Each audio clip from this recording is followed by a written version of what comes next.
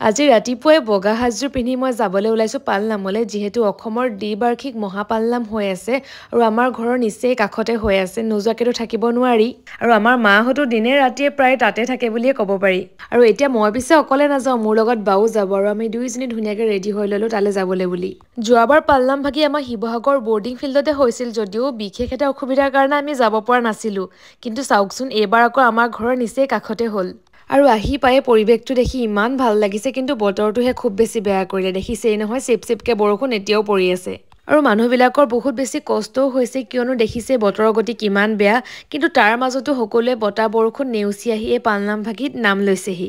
আৰু এয়া হৈছে নাম পৰিৱেশন কৰি থকা কিছু মুহূৰ্ত। এটাৰ পাছত এটাকৈ ইমান ধুনীয়াকৈ নামবিলাক গাই গৈছে, শুনি ইমান বেছি ভাল লাগিলে, আপোনালোকক কি ক'ম মানে।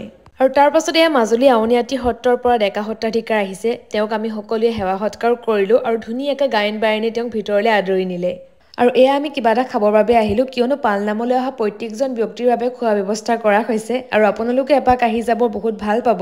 আৰু ভিডিঅ'টো শেষৰলৈকে চোৱাৰ বাবে থেংক ইউ।